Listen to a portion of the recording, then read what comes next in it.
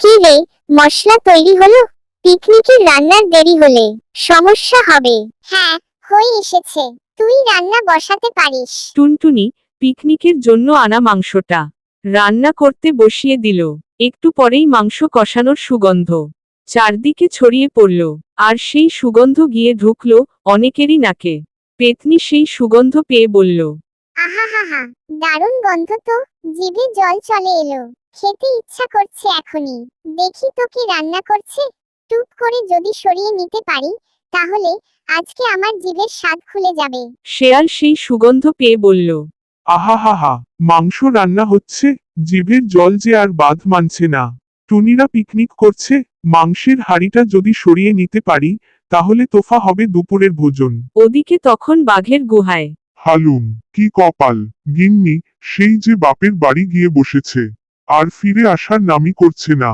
ওদিকে গিন্নি রান্না করছে না বলে আমিও ভালো মন্দ খেতে পারছি না। গিন্নির রান্না খেয়ে খেয়ে এখন কাঁচা মাংস মুখে রোচে না। কি যে করি! ঠিক তখনই টুনিদের পিকনিকের রান্নার সুগন্ধ ভেসে এলো। আহা, এত সুন্দর সুগন্ধ আসছে কোত্থেকে? এ তো গিন্নির রান্না থেকেও বেশি সুগন্ধযুক্ত মনে হচ্ছে। গন্ধ শুকে মনে হচ্ছে মাংস রান্না হচ্ছে।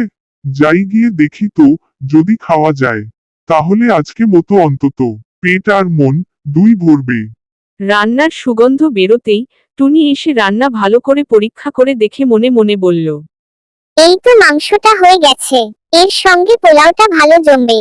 যাই, এবার চাল ধুয়ে নিয়ে আসি। টুনি সরে যেতেই শেয়াল, বাঘ আর পেতনি তিনজনেই এসে উপস্থিত হলো মাংস খেতে। বাঘ শিয়ালকে দেখে বলল, হালুম, ভালো, আমাকে খবর না দিয়ে তুই এসেছিস মাংস খেতে? খুব সাহস না?